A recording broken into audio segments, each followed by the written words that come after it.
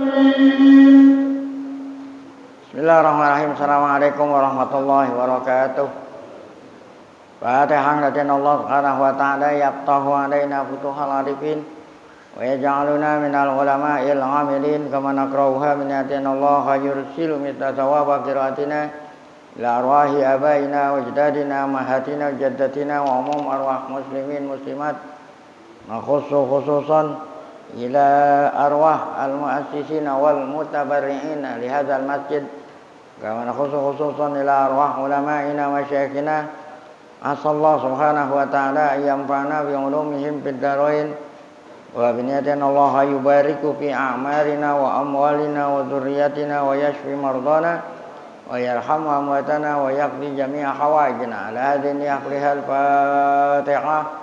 A'udzu billahi minasyaitonir rajim. Bismillahirrahmanirrahim. Alhamdulillahirabbil alamin arrahmanir rahim maliki yaumiddin. Iyyaka na'budu wa iyyaka nasta'in. Ihdinas siratal mustaqim siratal ladzina an'amta 'alaihim ghairil maghdubi 'alaihim waladdallin. Amin. Bismillahirrahmanirrahim. Alhamdulillahirabbil alamin. Salatu wassalamu ala asyrafil anbiya'i wal mursalin sayyidina wa nabiyyina Muhammad wa ala alihi wa sahbihi ajmain. Amma ba'du, yang saya hormati para guru asatidzah, Bapak hadirin, pengurus serta jamaah majelis ta'lim Masjid Jami' Abdiya Guru Syaban.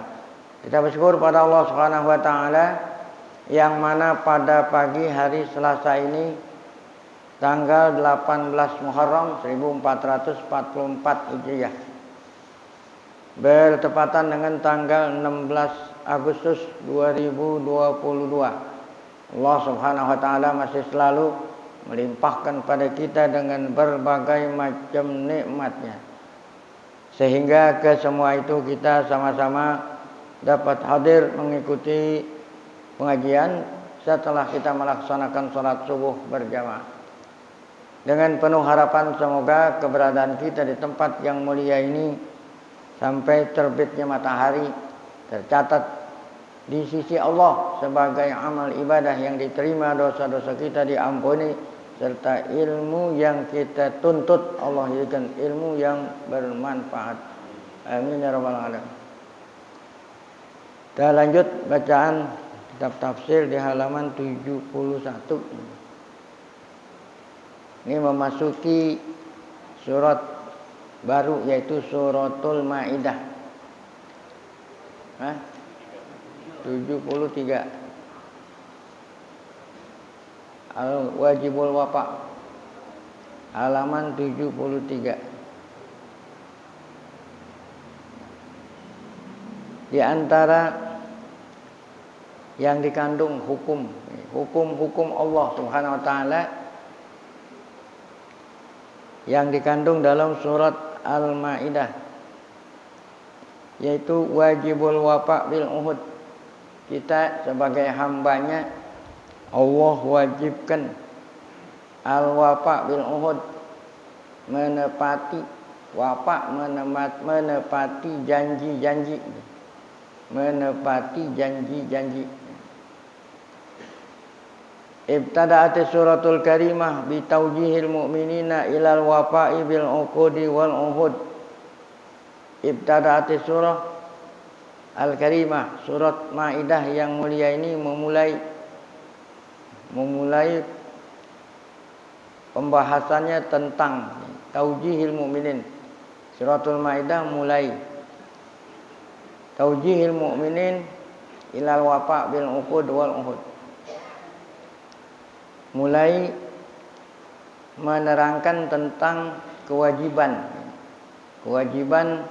hamba Allah yang beriman untuk menepati janji al-uqud wal uhud. Jadi al-uqud jamaknya ahdun itu janji. Wal uqud begitu juga, transaksi sama seperti janji-janji. Yaitu firman Allah taala, ya ayyuhalladzina amanu aufu bil uqud. Ini kan awal suratul Maidah. Wahai hamba-hambaku yang beriman, Allah berfirman. Aufu, ini fi'il amr. Tunaikanlah, laksanakanlah janji-janjimu. Maksudnya janji sama Allah, ada janji sama sesama manusia. Wa huwa lafzun. Nah, wa huwa uqud atau uhud, janji-janji ini lafzun, lapal, kata-kata, yasmulu kulla aqdin wa ahdin. Umum nih, janji-janji meliputi tiap-tiap janji. Ya. Bainal insan wa rabbih wa bainal insan wa akhihil insan. Baik antara hambanya kepada Allah. Nah, kita ini selalu janji sama Allah. Saat mula-mula kita beriman, kita janji sama Allah. Kita bilang asyhadu an la ilaha illallah wa asyhadu anna muhammadan rasulullah. Ini janji. Aku bersaksi. Ya, tiada ada Tuhan yang benar disembah kecuali Allah, seakan-akan janji. Nah, kalau kita sudah janji tapi dalam perilaku kita gitu masih mensekutukan Allah, berarti belum menepati janji. Wa asyhadu anna muhammadan rasulullah. Sungguhnya Muhammad adalah rasul. Nah, apa saja yang dibawa oleh Nabi Muhammad, yang disampaikan oleh Nabi Muhammad, maka kita harus kita apa? Percaya dan langsung kita amalkan gitu. Nah, itu yang janji sama Allah, sama Nabi Muhammad. Nah, di samping itu yang memang setiap hari kita baca, ya, inna sholati wa nusuki wa mahyaya wa mamati lillahi rabbil alamin la syarika lahu, semua janji.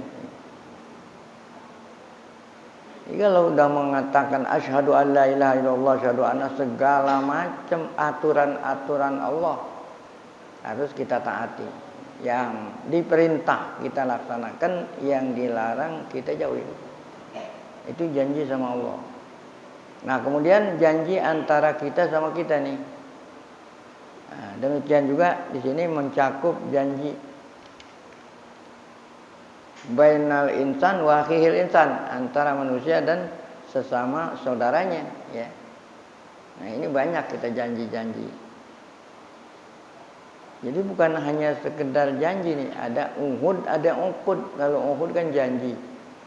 Uqud transaksi. Nah, transaksi pun janji. Kan transaksi banyak. Jual beli, nah, ya. Kontrak mengontrak, sewa menyewa. Nah, itu namanya uqud, karena ada ijab qabul. Apabila sudah ada ijab, sudah qabul gitu, ya. Yang tadinya milik kita sudah tidak lagi menjadi milik kita, milik orang yang qabul. Ya nggak boleh dibatalin. Nah, itu namanya janji, ya. Kecuali ada aturan-aturan. Nah, ya. Batas mulu atakali pasyariyah. Nah, ya. Ini kena janji ini umum yang wajib kita tepati, maka janji ini meliputi semua tuh takali pasyariyah. Artinya segala yang dibebankan dalam agama gitu tadi, yang dibebankan. Ya, Allah Ta'ala memerintah kepada hambanya, kepada kita ini semua mentaati takali pasyariyah. Ada 5 tuh, ada yang wajib, ada yang sunat, ada yang haram, ada yang makruh, ada yang mubah. Allati faradhaha ala ibadi, yang Allah wajibkan atas hambanya. Wa tasmulu uqudal mubayaat, termasuk pula akad-akad, maksudnya akad transaksi jual beli. Ya, itu di dalam fikih ada namanya, ya, kitabul buyu', syarikat, bersyarikat, dagang, ya, kerjasama. Ada uqudul ijarah, ada transaksi kontrak mengontrak. Ini termasuk janji. Rohon, ya, ada minjem dengan gadean. Nah, ini juga janji. Ya, jadi mau ada yang apa? Ada yang jangka pendek, jangka panjang, gitu. Berarti janji. Ada lagi uqudun nikah, akad nikah. Nah, itu, ya. Ini juga janji, kan orang nikah janji. Kewajiban apa suami, kewajiban apa istri. Ada kewajiban, ada hak dan kewajiban. Nah, itu semua itu janji. Nah. Wa bidzalika ihtimamun wa iyanayatun minal Islam bil uqudi wal mawasik.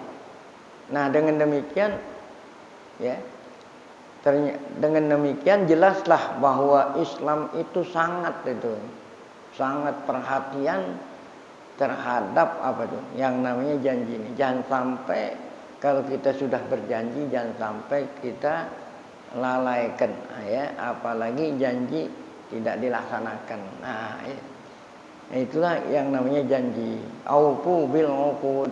Kata-katanya singkat tetapi umum. Qala Ibnu Abbas radhiyallahu anhuma, kata Abdullah bin Abbas ya. Ya, selalu tafsir ini memicu pada penafsiran Abdullah bin Abbas, sahabat Nabi sekaligus ya saudara sepupu Nabi.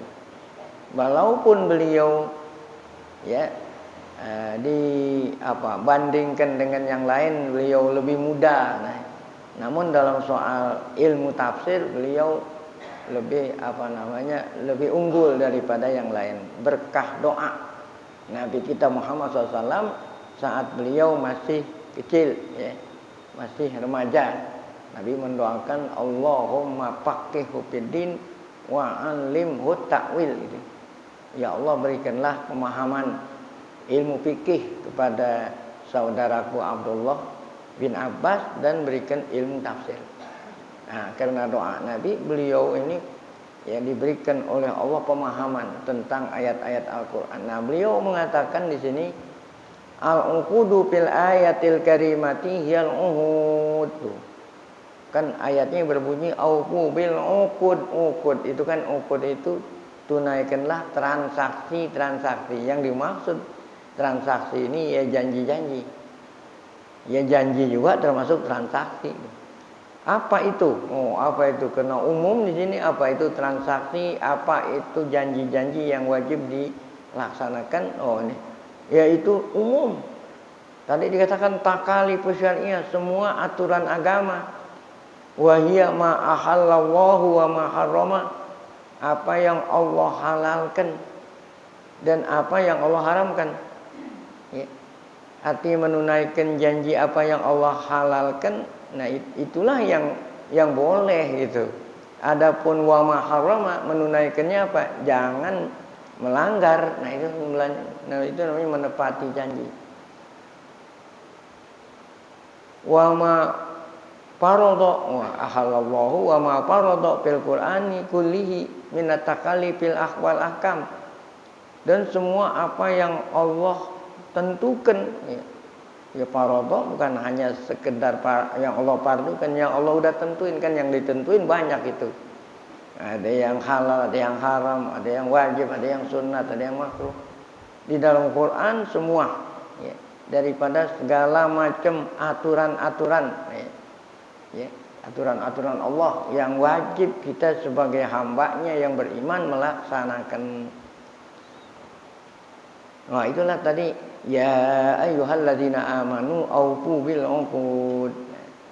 Nah, kemudian Allah melanjutkan firman-Nya pada awal suratul Maidah ini dengan tsumma qala ta'ala uhillat lakum bahimatul an'am illa ma yutla 'alaikum ghayra muhillis saidi wa antum hurum innallaha yahkumu ma yurid. Nah, apa ayat ini nih?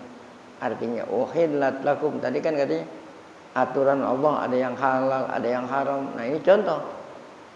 Allah berfirman uhillat lakum, artinya ubiha. Uhillat ubiha, aku bolehkan. Enggak dilarang, ada boleh. Ya, halal. Ya, ubiha lakum, aku bolehkan lakum bagimu. Bahimatu maksudnya aku bolehkan bagimu binatang ternak. Apa maksudnya? Aku bolehkan binatang ternak. Nih ada mudhaf yang dibuang. Yang Allah bolehkan makan gitu. Ya, bukan artinya aku bolehkan kamu memelihara. Ya, memelihara aja buat apaan kalau enggak makan gitu.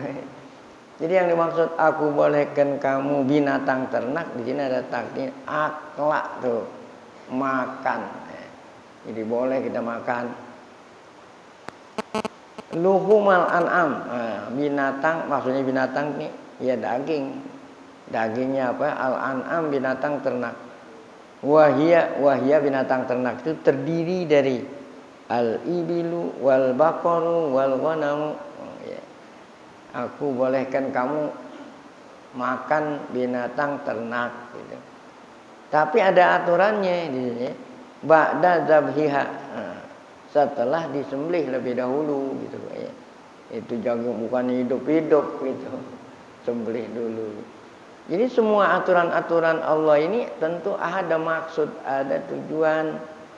Kenapa mesti disembelih dulu? Sembelihnya juga ada aturannya itu di dalam ada udah ulama sudah menyimpulkan berdasarkan Quran hadis. Jadi ada rukun-rukunnya nyembelih itu. Siapa yang nyembelih gitu ya. Yang boleh nyembelih siapa, yang sembelihannya sah gitu. Yaitu orang Islam atau ahlul kitab yang memang benar-benar ahlul kitab gitu. Itu orang yang nyembelih. Kemudian binatang ternak yang disembelih itu ya. Yang disembelih kan yang boleh dimakan dagingnya. Nah, itu ada syaratnya yang masih hidup gitu. Nah, kalau memang udah mati disembelih kan ada namanya apa tuh? Ayam apa namanya? Hah? Tiren. Nah, itu kan cuma porak-porak disembelih namanya. Nah, jadi syaratnya binatang itu masih hidup atau punya kehidupan yang apa? Yang masih tahan hidup. Nah, kalau dia udah mau meninggal dunia disembelih, nah berarti itu ada. Ya. Itu binatangnya. Kemudian ada alat. Nah, alat yang digunakan ada ininya, ada syaratnya. Enggak boleh pakai kuku, enggak boleh pakai tulang, harus dengan benda yang tajam. Nah, itu ada yang nyembelih, ada binatang yang disembelih, ada alat. Ada kaifiat. Nah, kaifiat gitu. Kaifiat apa? Bagaimana tata cara nyembelih di leher? Paling tidak ada 2 rongga tuh yang harus putus. Nah, itu semua namanya nyembelih ya. Kenapa aturan itu harus ditunaikan, harus dilaksanakan? Nah, itu ada hikmah-hikmah tertentu agar supaya bakteri-bakteri itu yang terkandung di dalam badan binatang yang kita mau makan daging semua keluar. Kan bakteri itu ada di darah tuh ya. Nah, kalau umpamanya binatang taruh di dalam karung, digebugin umpamanya kan mati juga. Ya. Nah, itu kagak halal walaupun dagingnya halal dimakan jadi haram karena tidak mengikuti aturan. Nah, karena kalau digebugin kan berarti darahnya enggak keluar. Nah, itu nyembelih dulu. Nah, sembelihan ba'da zabhiha azab syar'i, dengan sembelihan yang mengikuti aturan. Itu tadi aturan. Ada apa yang menyembelih siapa ya. Alatnya, kaifiatnya. Nah. Illa ma haramallahu alaikum bi hadis surah, kecuali ada beberapa hewan yang Allah haramkan ya. Nah, apa itu? Wahyal maitah. Bangkai. Nah, bangkai itu apa? Yaitu hewan, walaupun hewan yang dimakan dagingnya pun kalau tidak mengikuti aturan penyembelihan bangkai. Nah, apalagi kalau matinya sendiri. Nah, ini nanti akan diterangin. Ini orang Yahudi, nama orang Yahudi kan. Ya, Yahudi orang-orang ya. Nyari-nyari apa itu, ingin apa tuh? Ingin memutarbalikkan fakta atau ingin menyesatkan atau ingin apa ya, ingin membuat keraguan-raguan terhadap umat Islam. Itu dari dulu dalam soal sembelih menyembelih ada ya. Akal bulus akal bulus kan Yahudi ya. Jadi kalau ada akal-akalan, kalau itu ada akal-akalan berarti ngikutin Yahudi itu ya. Dia mau dapat apa ini pakai akal-akalan gitu. Nah, itu Yahudi. Mana contoh dalam hal ini? Kata orang Yahudi, ya, nah, orang Yahudi ini umat Islam itu, ya, nggak benar ajarannya gitu. Nah, kan akal-akalan. Apa itu contohnya? Kok kalau bangkai nggak boleh? Ya, gitu. Bangkai nggak boleh. Sedangkan kalau yang mereka sembelih itu boleh gitu. Harusnya terbalik, gitu, kebalik. Kan berarti memutarbalikkan fakta. Kalau bangkai kata mereka yang matiin Allah. Ya, seperti binatang mati sendiri, kan yang matiin Allah. Nah, tapi kalau yang matiin kamu sembelih boleh. Harusnya apa katanya? Hah? Iya kan? Harusnya yang boleh kalau yang binatang itu yang matiin Allah langsung. Ini contoh ini akal-akalan Yahudi itu. Ya kan gitu. Kan masa ya harusnya yang bangkai itu yang boleh. Kenapa? Kalau bangkai kan yang matiin siapa? Allah. Nah, kalau nyembelih mati berarti yang matiin siapa? Nah, kan itu akal-akalan Yahudi. Ya kalau ente udah baca fikih, ya ente jawab sendiri dah Yahudi itu. Ya tadi jawabannya, kenapa kita disuruh sembelih dulu tuh supaya bakteri-bakterinya itu semua hilang apa semuanya. Illa ma uhillat lakum di sini apa dikata? Illa kecuali apa yang Allah haramkan dalam surat ini bangkai, darah. Nah, darah kan yang menyangkut masalah hewan. Darah itu. Jadi bukan hanya sekedar dagingnya yang bangkai, darahnya pun. Nah, karena tadi kan darah itu kan banyak bakteri gitu. Ya. Darahnya, ya. Makanya darah harus keluar. Nah, darahnya itu dibuang tuh. Saat kita nyembelih leher, darahnya nggak boleh dikonsumsi. Nah, justru darah itu yang ada konsum. Baik darahnya itu, ya masih segar ataupun ditaruh, kemudian nanti diapain itu darah? Diapain jadi apa namanya?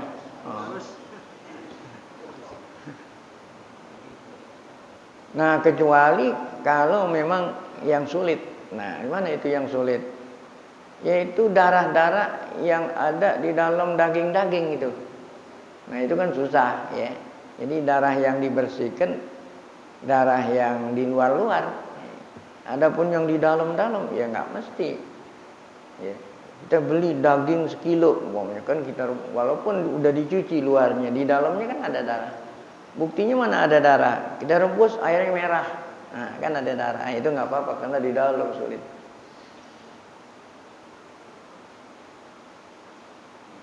Walahmul khinzir. Nah ini kalau ini binatang, ya, babi.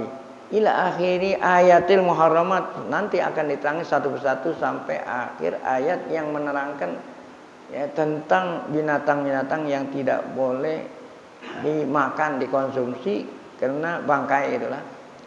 Kama harrama ta'ala 'alal muhrim, demikian juga. Nah, demikian pula Allah haramkan atas ya orang yang sedang ihram gitu ya. Sedang melaksanakan ibadah haji dan umroh belum tahallul. Nah, itu Allah khusus gitu, khosatan khususnya. Apa yang Allah haramkan? Yaitu as-saida. Nah, berburu, walaupun yang diburu binatang yang halal dimakan dagingnya gitu. Walaupun memburu, membunuh ya. Nah, kemudian memakan dagingnya itu dengan cara yang diperbolehkan itu khusus bagi orang yang sedang ihram nggak boleh. Kalau orang yang halal nggak apa-apa. Yaitu memburu binatang daratan yang liar, gitu. Yang apa? Binatang yang daratan yang liar. Kalau binatang lautan nggak apa-apa. Atau binatang jinak, orang sedang ihram nyembelih binatang yang jinak boleh. Yang kagak boleh binatang liar. Daratan liar yang ada di tanah haram. Ada orang bertanya, kalau binatang liar kan ya adanya di hutan gitu. Emang tanah haram ada hutannya gitu ya. Waktu zaman turunnya ayat mungkin masih ada hutannya, karena waktu itu kan manusia masih dikit. Ya. Mekah semakin padat penduduknya. Tambah lagi jemaah yang datang makin banyak, berarti udah nggak ada hutan di Mekah. Nah kalau nggak ada hutan, pertanyaannya Nah, binatang liar sekarang udah nggak ada dong, tetap ada, walaupun nggak ada hutan. Nah itu burung-burung merpati yang selalu terbang kita lihat tuh ya, di atas Ka'bah ada. Nah itu binatang liar. Ya. Dari mana taunya? Nggak ada yang punya. Emang di sana ada orang miara burung. Jadi kalau ada binatang merpati, burung merpati terbang itu binatang liar. Ini termasuk daratan gitu. Jadi kan katanya binatang liar, daratan. Nah, burung itu termasuk binatang. Kenapa daratan? Karena nggak selalu dia di mana? Di udara, kan ada tempatnya. Ini ditanya dalam surat Al-Maidah. Li'annal muhrim fi halati nusuk wa ibadah. Kenapa ada orang bertanya, kenapa orang yang sedang ihram haji dan umroh sebelum tahallul nggak boleh berburu, nggak boleh ya nyembelih binatang yang liar tadi? Karena orang sedang ihram haji dan umroh sedang melakukan ibadah fi halati, sedang terlibat di tengah-tengah melaksanakan manasik haji dan ibadah. Ya. Jadi ibadah itu kan ada. Ibadah itu kan dekat sama Allah gitu ya, ada aturan. Ya, jadi ibadah itu kan nginget, seakan-akan orang ibadah haji umroh ini nginget mati, pakai ya nggak boleh pakai yang berjahit, nggak boleh deketin, ini inget mati. Nah, sedangkan berburu ini kan kerjaan senang-senang, jadi bertentangan dengan ibadah yang sedang dilaksanakan. Ya sama seperti kita sholat, kan makan yang halal, minum yang halal boleh, tapi kalau Allahu Akbar, nah, udah takbiratul ihram, kan disuruh ingat Allah, masa ya boleh makan, nah gitu. Itu kalau ditanya, kok kenapa orang yang sedang ihram nggak boleh ini sama aja. Ya, kita sholat, habis sholat nggak boleh makan, nggak boleh minum, padahal di luar sholat masih boleh. Nggak boleh bergerak di luar pergerakan sholat. Ya, batal sholat kan batal itu nggak boleh. Nah itu sama aja. Fayajibu ayak mana tuh? Oleh karena orang sedang ihram haji dan umroh lagi ibadat, fokus sama Allah, maka wajib ayak mana min jihati makhluk. Harus orang sedang ihram itu ayak mana? Harus aman min jihati kulli makhluk. Ya. Aman harusnya tenang ya dari segala macam bentuk yang datang dari makhluk, min insan wa tayrin tuh wa hayawan tuh. Ya, ini sebab ini mengganggu ketenangan kita ibadat itu. Kama qala subhanahu, seperti Allah bilang wa hurrima alaikum shaydul barri tuh, shaydul barri. Hurrima diharamkan atas kamu yang sedang ihram ya, haji dan umroh kalau belum tahallul, soidu berburu ya, al-bari itu binatang daratan yang liar ya, madumtum tuh selama belum tahallul, madumtum. Nah itulah tadi kandungan suratul Maidah ya. Kemudian ada lagi nanti al-asabiyatul amya. Nah ya. Apa itu al-asabiyatul amya? Kepanatikan. Al-asabi ini kan fanatik. Kepanatikan yang buta gitu, fanatik buta. Kan fanatik itu artinya ngikutin. ngikutin enggak dilarang, enggak. Selama yang diikutin itu apa? Benar. Nah, tapi kalau yang buta ini apa kalau buta? Walaupun enggak benar diikutin. Nah, itu fanatik yang dilarang.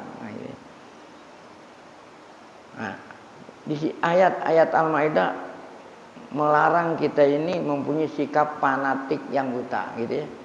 Nah, apa itu fanatik buta yang apa? Yang dilarang? Contohnya di sini ada laqad kanal arabu fil jahiliyah yughayyiru ba'duhum ala ba'din ya. Yugiru gitu bacanya, bukan yughayyiru. Orang Arab pada waktu zaman jahiliyah, artinya sebelum datang syariat Islam yang dibawa oleh Nabi Muhammad, yugiru. Apa itu yugiru? Ya. Nah, apa itu yugi? Nyerang, goro yugiru. Jadi banyak arti ini. Yugoyiru misalnya merubah. Nah, kalau di sini menyerang. Ada lagi dengan arti cemburu, giroh. Nah, di sini nyerang. Waktu Arab, waktu zaman sebelum Islam, sebagian nyerang tuh. Yugiru ba'duhum ala ba'din. Antara kabilah, saling perang lah gitu ya. Perang sono, perang sini, walaupun sebabnya itu sepele. Ya, kalau sekarang apa namanya? Tawuran. Kan sama juga tuh. Ya, antara kampung sono sama kampung ini tawuran, padahal main timpuk-timpukan. Bahkan ada yang hilang nyawa. Nah, itu berarti di sini adat jahiliyah tuh. Bayaslubunal amwal tuh. Dalam apa itu tadi? Ya, menyerang ini sambil ngambil apa itu? Menjarah tuh. Menjarah al-amwal, harta kabilah lain yang diserang. Yastarikunal atfal. Ada anak kecil diambil jadiin hamba. Itulah gambaran pada waktu zaman sebelum Islam. Ja'atil Islam, ja'at syariatul Islam al-ghara. Datanglah syariat Islam yang dibawa oleh Nabi Muhammad yang asalnya dari Allah, syariat Islam yang ghara. Ghara itu yang bersinar, yang bercahaya. Litanha, melarang an misli hadzal zulmi wal udwan, melarang ya kezaliman seperti ini itu ya. Yang kuat gitulah, yang kuat nyerang yang lemah. Ya, yang kuat mengambil harta yang lemah. Nah, datanglah syariat Islam yang dibawa oleh Nabi melarang adat-adat seperti ini. Tuh, adat kezaliman, permusuhan. Hatta ya'manan nasu ala amwalihim warwahim, sehingga dengan adanya aturan syariat Islam yang melarang manusia yang tadinya hidup tidak aman merasa apa tuh? Yang lemah kan dulu merasa nggak aman. Dengan adanya Islam maka manusia semua pada rasa aman, nyawa aman, harta aman. Ya'isu bi amnin wa tumakninah, sehingga orang saat hidup merasa aman dan tenang gitu ya. Nah, itulah ya firman Allah tuh yang ada di dalam Surat Maidah nanti, ya ayyuhalladzina amanu la tukhillu sya'airallah. Wahai hambaku yang beriman, la tukhillu sya'airallah. Itu ada artinya. La tastahillu, artinya la tukhillu, la tastahillu hurumatillah. Janganlah kamu menghalalkan apa-apa yang Allah haramkan. Wala ta'tadu hududahu. Jangan kamu melampaui batas-batas Allah. Kalau batas kan yang dibolehin yang seukuran batas. Kalau udah melewati batas nggak boleh. Yang di dalam batas berarti yang halal. Kalau udah di luar batas yang haram. Nah, itu tadi ya, ngambil harta orang ya.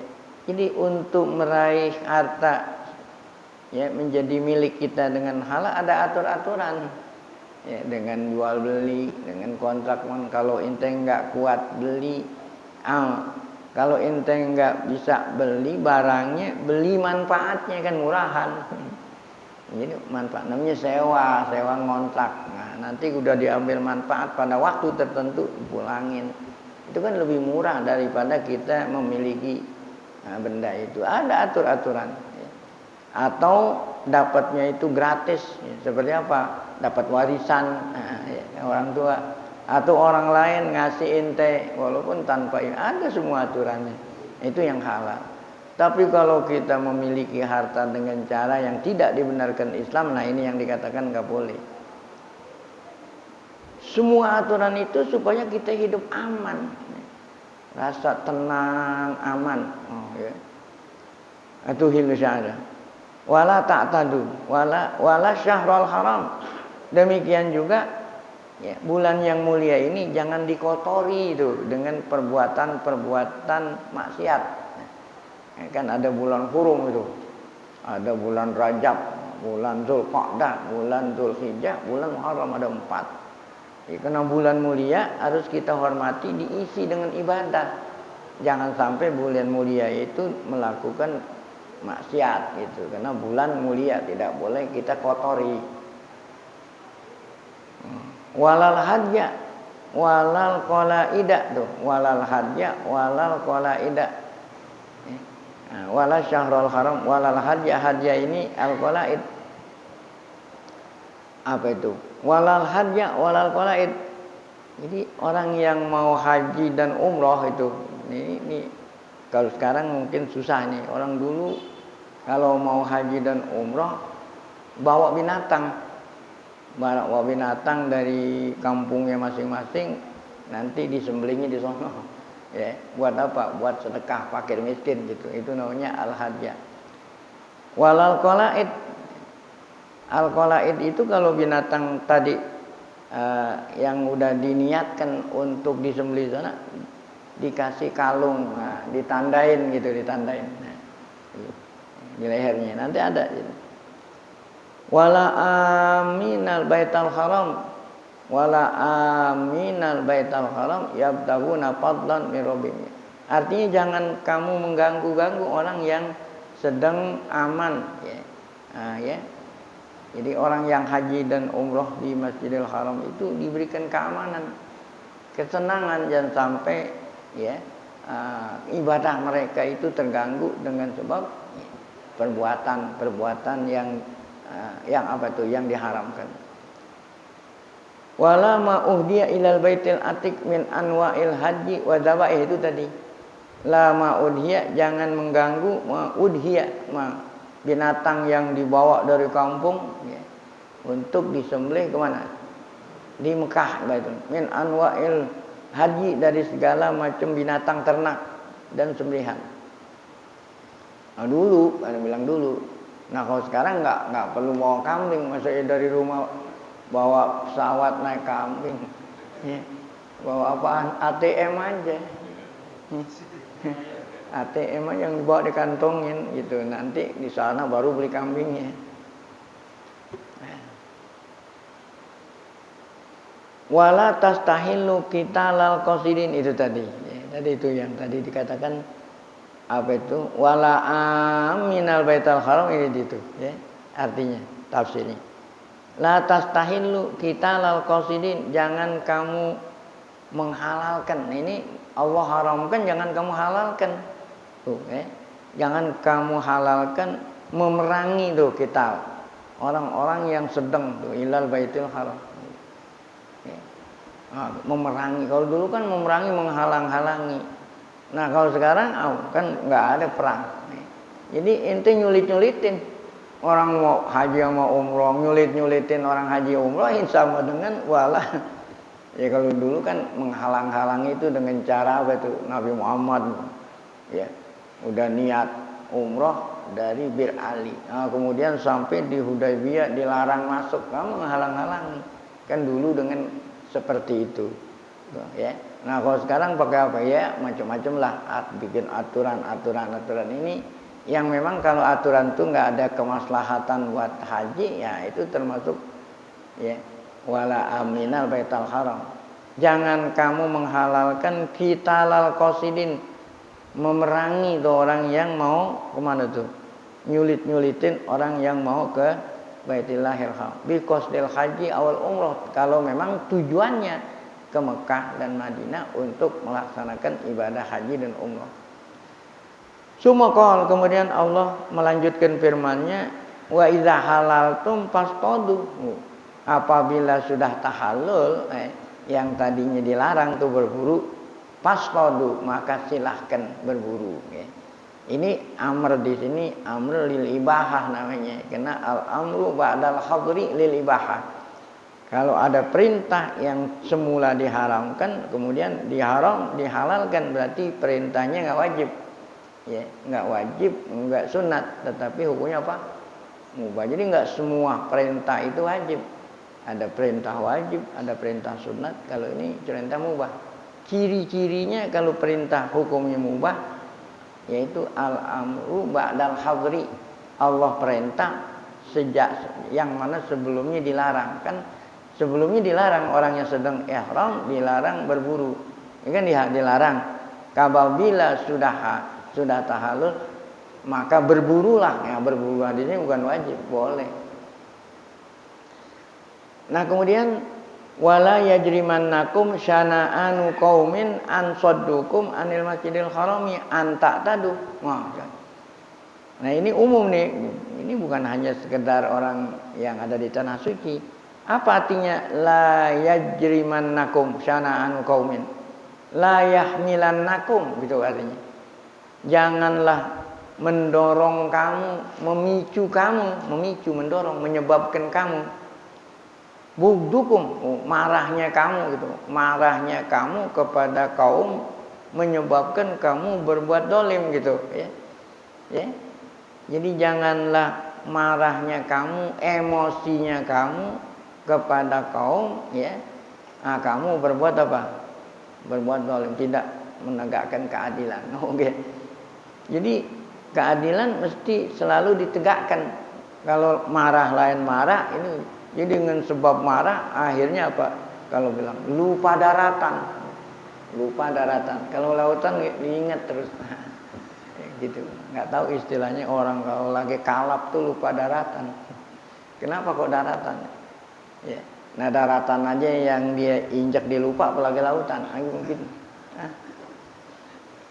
Janganlah membuat kamu tuh layah milannakum, jangan memicu kamu, mendorong kamu, menyebabkan marahnya kamu liqaumin, ya, menyebabkan kamu berbuat zalim, enggak boleh.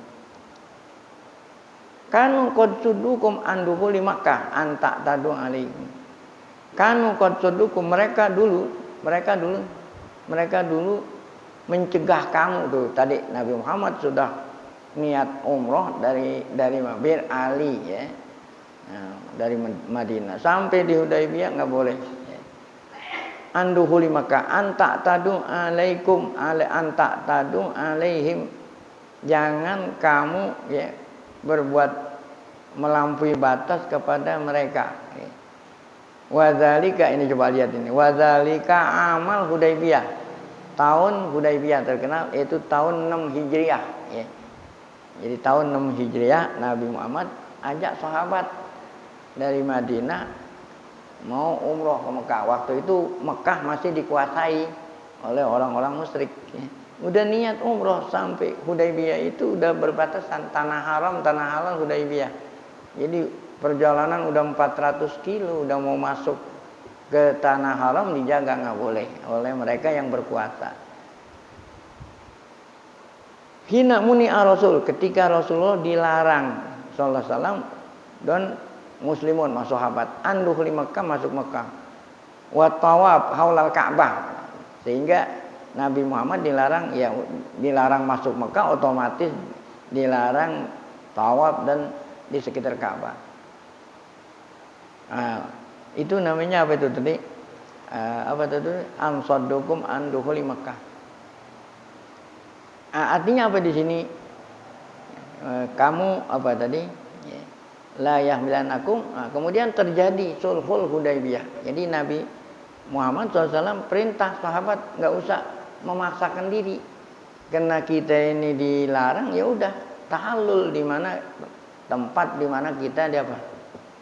Tapi ada syarat nyembelih kambing dengan niat tahallul, ya, pulang. Tapi sebelumnya itu ada perjanjian, ya. Perjanjian yang disepakati oleh kedua belah pihak yang menguasai Mekah dengan Nabi.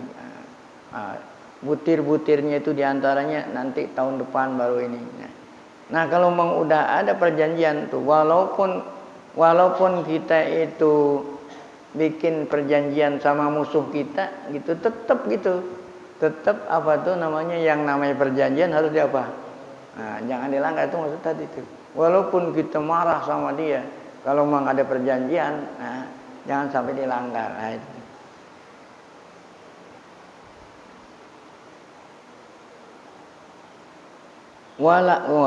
Udah selesai. Ya lahu min taujihin rasyidin sadid. Nah, alangkah tuh, alangkah indahnya tuh aturan Islam tuh tadi. Walaupun sama musuh sendiri, ya, kalau kita berjanji sama, walaupun musuh itu kan, musuh itu kita marah, walaupun memusuh yang namanya janji nggak boleh dilanggar. Ya, adil. Ya lahu min taujihin rasyidin sadid, alangkah indah aturan yang dibuat oleh Allah Ta'ala melalui Nabi. Wa yad'u fihil maula ibadahu. Tuh, Allah, maula itu Allah. Allah yad'u ibadahu. Allah perintah kepada hambanya. Tuh, ila adami zulmi wal udwan. Enggak boleh berbuat zalim, enggak boleh apa itu udwan. Berbuat jahat hatta fi waqtil maghdah, walaupun dalam keadaan apa? Marah. Ya. Siapa itu kita marah sama siapa? Mereka tuh yang melarang orang mau ibadat nggak boleh masuk, ya. Al-mufsidin. Walaqad jarat sunnatul jahiliyah ala mabda'il ana. Ini kan tadi judulnya itu al-asabiyatul amya, kan belum ke sana nih. Nah, sekarang baru sampai. Kan judulnya ayat ini, kita dilarang mempunyai sifat fanatik buta gitu tadi. Nah, ini fanatik butanya apa nih? Walaqad jarat sunnatul jahiliyah ala mabda'il asabiyatil amya. Di zaman jahiliyah, ya, yaitu didasari atas kepanatikan. Ya, tadi gitu, fanatik buta itu apa? Ngikutin walaupun yang diikutin salah. Wa huwal mabda' alladzi abbara an hasyairul jahili biqauli. Ya, mabda' itu artinya dasar kepanatikan, seperti yang dikatakan diutarakan oleh seorang penyair zaman jahiliyah. Apa itu? Fanatik buta. Wa ma ana illa min ghuzyatin in ghazawat gitu. In ghawat gitu, in ghawat. Wa itu wa an tarsuda aziyatu arsyadu. Wah, ini ungkapan fanatik buta. Wa ma'ana illa itu, tidaklah aku kecuali min uzya, aku ini dari qabilah. Oh, ya. Jadi masing-masing qabilah, ya, menganggap dirinya yang apa? Oh, nah, yang unggul. In wawat wa itu. Kalau memang qabilah saya ngajak perang, ngikut. Nah, gitu. Ya, kan namanya di sini fanatikan buta. Ya. Apabila qabilah aku salah, ya aku salah, enggak apa-apa, ikutin. Ya. Wa in tarsuda waziyatu arsyad. Nah, kalau memang qabilah saya apa itu lurus, saya ikutin. Ya. Yuk, kalau qabilah saya belok, saya belok gitu. Kalau qabilah saya lurus, saya lurus. Nah, itu namanya apa? Namanya fanatik buta. Nah, kalau dia lurus, ikutin benar. Nah, tapi kalau dia salah, masih ikutin. Hah? Kalau qabilah saya salah, ya udah saya ikutin salah.